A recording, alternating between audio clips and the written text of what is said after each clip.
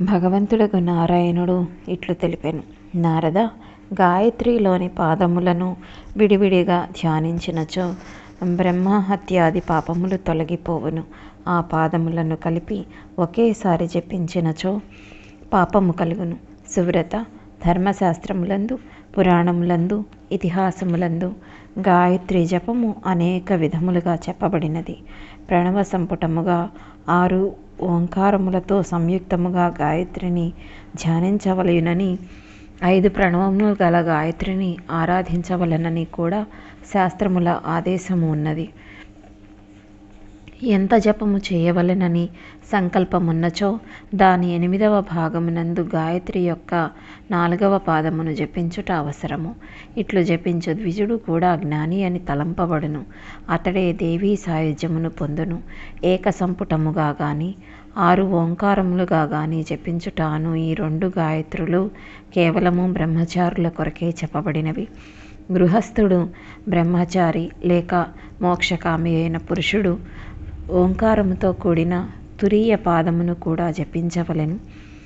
గాయత్రి యొక్క తురీయ పాదము అనునదియే ఈ తురీయ పాదమునందు బ్రహ్మను ధ్యానించుట వలననే జపము యొక్క సంపూర్ణ ఫలము ప్రాప్తించును. ఇప్పుడు ధ్యానమును కూర్చి తెలిపెదను. చిదానందమగు హృదయమునందు దివ్యకమలము వికసించుయున్నది. సూర్యుడు, చంద్రుడు, అగ్నుల రూపమైన ప్రణవ స్వరూపము అచించము వికసించిన హృదయ కమలమే ఆ స్వామి దివ్యపీఠముగా విలసిల్లుచున్నది. ఇది అచలము, పరమ సూక్ష్మము, జ్యోతిస్వరూపము, సచ్చిదానందమయమగు బ్రహ్మ నా ఆనందమునకు సాధకుడు అగుగాక. త్రిశూలము, యోని, సురభి, అక్షము, మాల, లింగము, అంబుజము ఈ 7 మహాముద్రల చేత తురీయ గాయత్రిని ప్రదర్శింపవలయును. సంధ్యనే గాయత్రి అని చెప్పుదురు. ఈ రూపము సచ్చిదానందమయము. అందువలన భక్తిపూర్వకముగా ద్విజుడు ఈ గాయత్రీ దేవిని నిత్యము పూజించి నమస్కరించవలెను. మనస్సునందు ధ్యానించి 5 రకముల ఉపచారములతో ఈ దేవికి మానసిక పూజ చేయవలెను. పృథ్వీ స్వరూపిణియగు దేవికి గంధము సమర్పించదను. ఆమెకు పదే పదే నమస్కరించదను. ఆకాశ స్వరూపిణియగు దేవికి పుష్పములను వసగెదను. ఆమెకు మాటిమాటికి ప్రణమిల్లెదను. ఈ వాయు స్వరూపిణి దేవికి ధూపమిడిదను. ఈమెకు అనేక నమస్కారములు.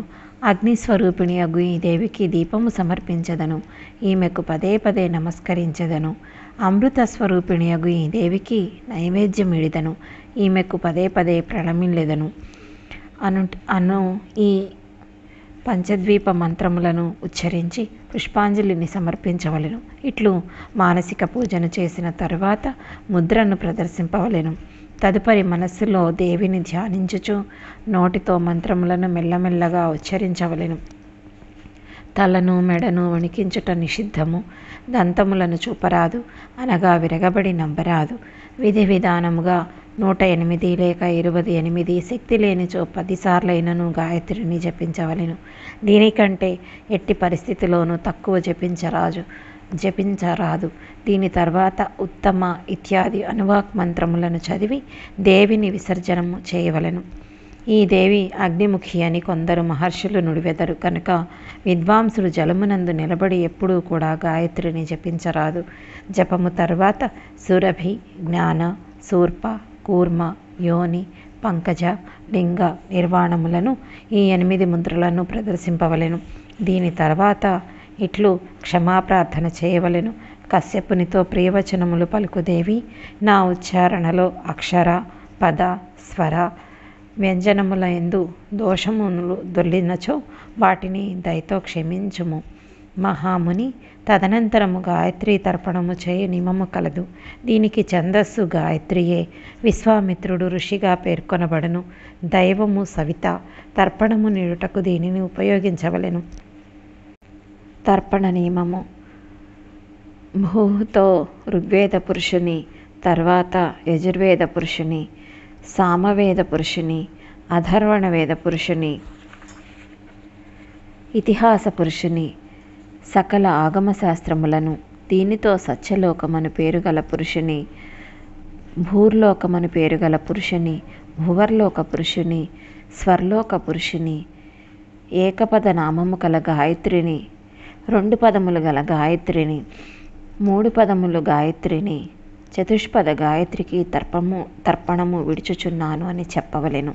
దీని తర్వాత ఉషసి, గాయత్రి, సావిత్రి, సరస్వతి, వేదమాత, పృథ్వీ, అజ, కౌశికి, సాంకృతి, సార్వాజతి ఈ నామములను ఉచ్చరించి భగవతి గాయత్రికి తర్పణమిడవలెను.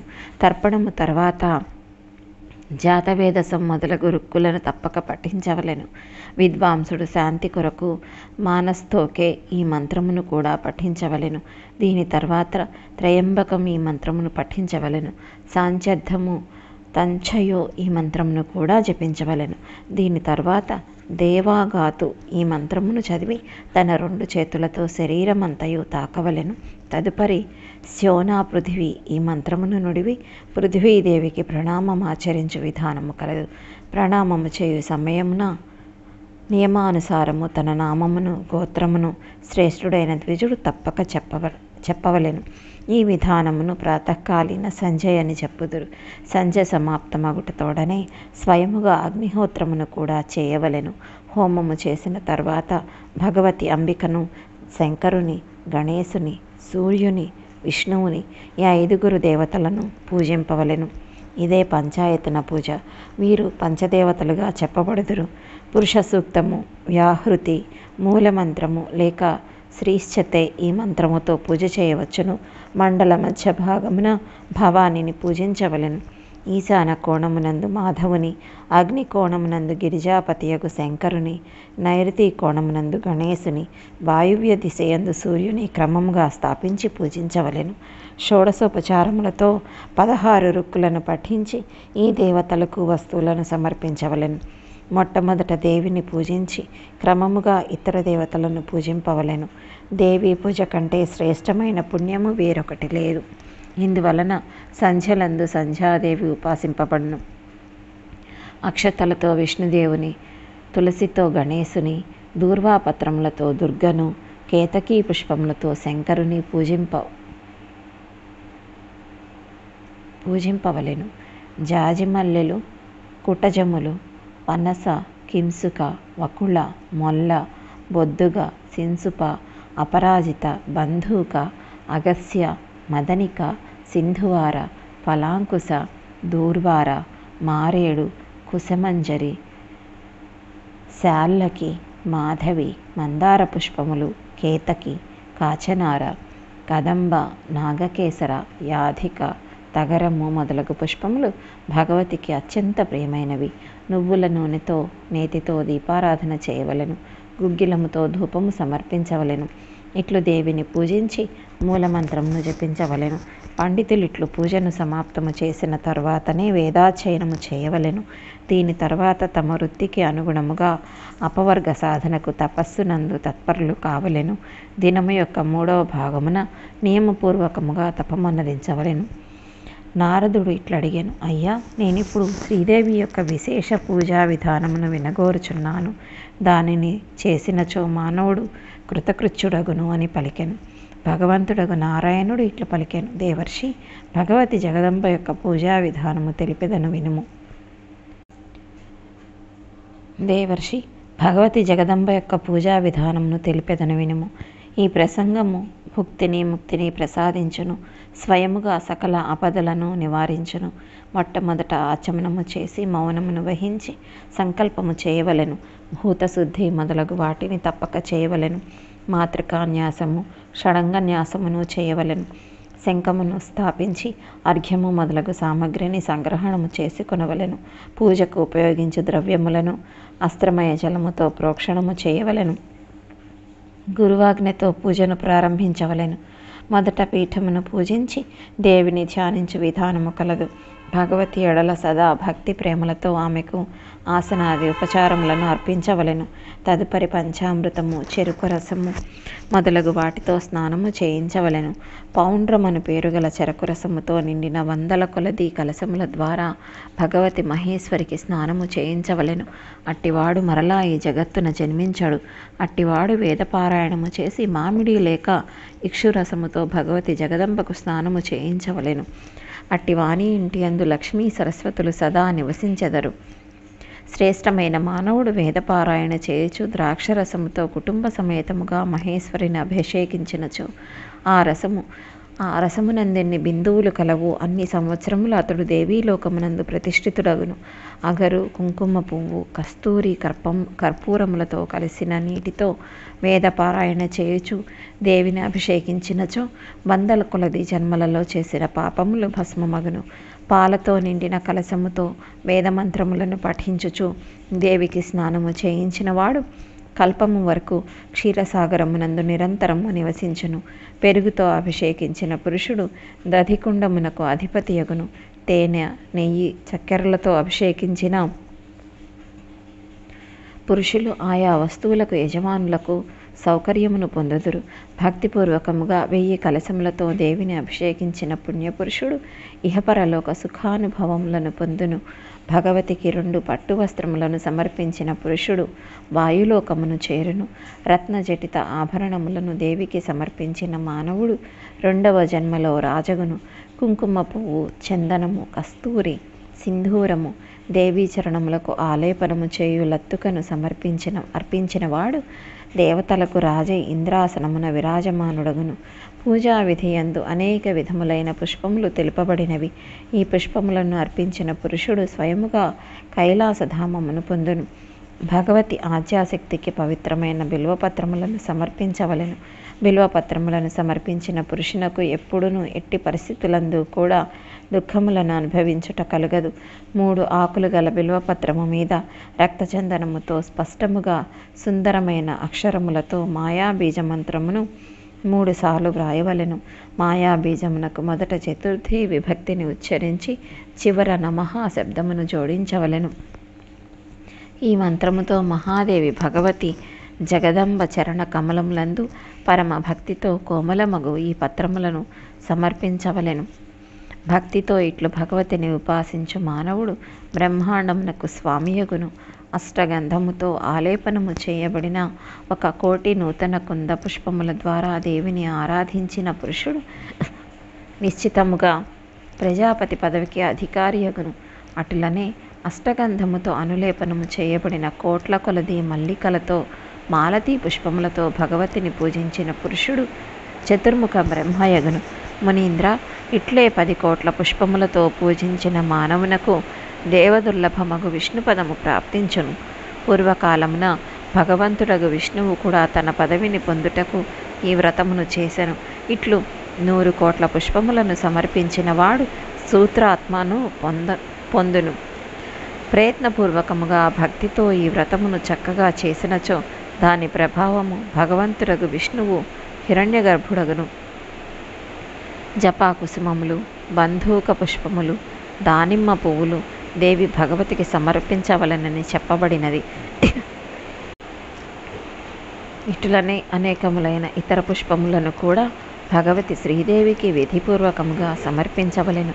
దీనివలన కలుగు అనంత పుణ్యఫలమును ఈశ్వరుడు కూడా ఎరుగడు. ఏ ఋతువులందు ఏ పుష్పములు లభించునో 1000 కొలది ఆయా పుష్పములతో సావధానుడై భగవతి మహాదేవిని పూజించవలెను. భక్తితో ఇట్లు ఉపాసించువాడు మహాపాతకి అయినను ఉపపాతకి అయినను వాని పాపములన్నీ భస్మమగను. అట్టి శ్రేష్ఠ సాధకుడు చివరకు ప్రముఖ దేవతలకు కూడా దుర్లభమైన భగవచ్చరణ కమలములను పొందును. దీని యందు సంశయమేమీయూ లేదు. కాలాగురు, కర్పూరము, చందనము, కేసరము, ఘృతము, గుగ్గిలముతో మహాదేవికి ధూపమును సమర్పించి మందిరము పరిమళభరితము చేయవలెను. దీనితో ప్రసన్నురాలయి భగవతి దేవేశ్వరి సాధకునకు 3 లోకములను సమర్పించును. కర్పూర ఖండములతో కూడిన దీపమును దేవికి నిరంతరము అర్పించవలెను. దీని వలన సాధకుడు సూర్యలోకమును పొందును. చిత్తమును జాగృతపరచి 100,000 కొలది దీపములను వెలిగించు విధానము కూడా కలదు. దీని తరువాత నైవేద్యమును పర్వతము వలె గుట్టగా ప్రోగు చేయవలెను. దానిలో లేహ్య, చోప్య, పానీయ, షడ్రసములతో సకల వస్తువులు ఉండవలెను. రుచికరమై రసభరితమైన అనేక దివ్య ఫలములు ఉండవలెను.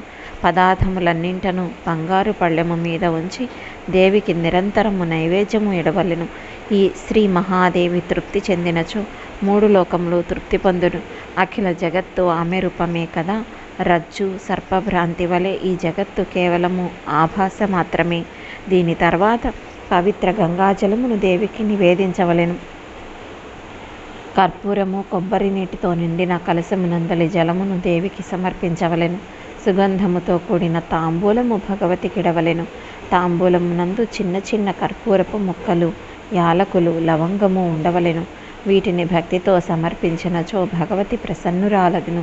తదుపరి మృదంగము, వీణ, మంజీరము, ఢమరుకము, దుందుభి మొదలగు వాద్యధ్వనులతో మిగుల మనోహరమగు సంగీతముతో, వేద పాఠములతో, స్తోత్రములతో, పురాణ ప్రవచనములతో భగవతి జగదంబను సంతోషపరచవలెను.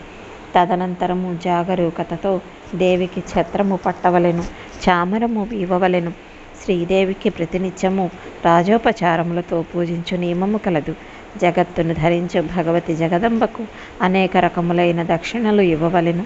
తదుపరి నమస్కరించి పదే పదే క్షమించవలెనని ప్రార్థన చేయవలెను. ఒకసారి స్మరించగనే దేవి ప్రసన్నురాలగును. అట్టి ఎడల ఈ ఉపచారములన్నీ చేసినచో ఆమె ప్రసన్నురాలగుటలో సందేహమేమియూ ఉండు. పుత్రుని మీద కృపచూపుట తల్లి స్వభావము. అట్టి ఎడల తల్లి యందు పుత్రునకు భక్తి శ్రద్ధలు ఉన్నచో అట్టి వాని విషయము చెప్పనేలా. ఈ విషయమున పురాణ గాథ ఒకటి కలదు, నీకు తెలిపెదను వినుము. ఇది రాజగు బృహద్రథునకు సంబంధించినది. మనస్సులో భక్తిని ఉద్భవించచేయును. ఇతడు హిమాలయ పర్వతమునందు చక్రవాక పక్షిగా జన్మించియుండెను. అతడు అనేక దేశములందు తిరుగుచు కాశీనగరమును చేరను. అదృష్టవశమున ఆ పక్షి భగవతి అన్నపూర్ణ దివ్యస్థానమునకు వచ్చెను. అనాథ వలె అన్నపు మెతుకుల ఆశతో అచటకు చేరుకొనెను. అప్రయత్నముగా ఆకాశ మార్గమున తిరుగుచు దేవీ మందిర ప్రదక్షిణము చేసెను. అది ఇంకెచ్చటికినీ వెళ్ళలేదు. అచ్చటనే ముక్తిప్రదాయనియగు కాశీనగరమున ఉండిపోయెను. అనేక దినముల తర్వాత మరణించి స్వర్గమునకు వెళ్ళెను. అచ్చట దివ్యరూపధారి అయిన యువకుడై సకల భోగములను అనుభవించెను. స్వర్గములో 2 కల్పములు ఉండెను. తదుపరి మరలా భూమండలమున జన్మించెను. ఉత్తమ క్షత్రియ వంశమునందు ఆవిర్భవించి బృహద్రథుడు అనే పేరుతో ప్రసిద్ధి చెందెను. అనేక యజ్ఞములు చేసెను. పరమ ధార్మికుడు, సత్యవాది, జితేంద్రియుడు, త్రికాలజ్ఞుడు, శత్రువులను జయించువాడు, సంయమనుడు, సార్వభౌముడైన రాజయ్యను. జగత్తునందు అందరికీ దుర్లభమైన పూర్వజన్మపు విషయములన్నీ అతనికి జ్ఞాపకముండెను. అతని గుణములను విని మునిగణములు అచటికి వచ్చిరి. రాజువారికి అతిథి మర్యాదలు చేసి సత్కరించెను. వారందరూ ఆసనముల మీద విరాజమానులైరి. తదుపరి ఇట్లడిగిరి, రాజా, ఏ పుణ్య ప్రభావమున మీరు పూర్వజన్మ స్మృతిని కలిగి ఉన్నారు? త్రికాలజ్ఞులవుట చేత మీ వలన ఎట్టి కార్యము జరిగెను? మీ జ్ఞాన రహస్యము నెరుగుటకే మేమిచటకు వచ్చితిమి. రాజా, దాపరికము లేకుండా యథార్థ విషయములను మాకు తెలుపుడు అనెను.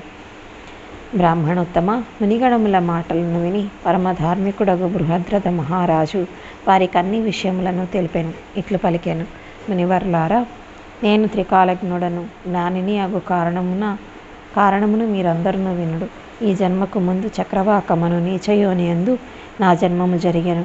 నాకు తెలియకుండగానే నేను ఆకస్మికముగా దేవీ మందిరమునకు ప్రదక్షిణ చేసి తిని ఆ పుణ్య ప్రభావముతో నేను స్వర్గమునకు వెళ్ళి తిని 2 కల్పముల అసట సుఖములను అనుభవించి తిని. ఉత్తమ వ్రతములను పాలించు మునులారా, దాని ప్రభావమున ఈ భూమండలమున జన్మించినను నాకు 3 కాలముల విషయములను తెలుసుకొను శక్తి ప్రాప్తించినది. భగవతి జగదంబ చరణములను స్మరించినచో ఎంత ఫలితము కలుగునో దానినెవరు చెప్పగలరు? అహో, ఇప్పుడు ఆ జనని మహిమను స్మరించినంతనే నా కన్నుల నుండి నిరంతరము ఆనంద భాష్మములు జాలువారుచున్నవి. జగజ్జనని భగవతి తమ ఉపాస్య దేవతయని తెలిసి కూడా ఆ దేవిని ఆరాధించని వారు కృతజ్ఞులు, పాపులు. వారి జన్మ ధిక్కారమునకు గురియగును. సందేహము లేని ఈ విషయమున అధికముగా మీకేమి చెప్పగలను? భగవతి చరణకమలములనే నిరంతరము ఉపాసించవలెను. ఇదే సకలమునకు సారాంశము. ఈ ధరాతలమున దీనికి మించిన 2వ శ్రేష్టమైన కార్యమేదీనూ లేదు. నిర్గుణ లేక సగుణ ఏ దేవినైనను భక్తితో ఉపాసించవలెను. నారద, రాజర్షి అయిన బృహద్రథుడు మిగుల ధార్మిక ప్రభు అతని వచనములను విని మునిగణముల హృదయములు ప్రసన్నతతో నిండిపోయెను. వారందరూ తమ తమ స్థలములకు వెళ్ళిపోయి, భగవతి జగదంబ ఎన్ని విధములైన విలక్షణ ప్రభావము కలది, ఈమెకు చేయు పూజల వలన ఎన్ని ఫలితములు కలుగును, ఈ విషయమును ఎవ్వరు అడుగుదురు, ఎవరు సమాధానమొసగుదురు అనగా ఇట్లు ప్రశ్నించువారు వక్తలు ఇరువురునూ దుర్లభమే.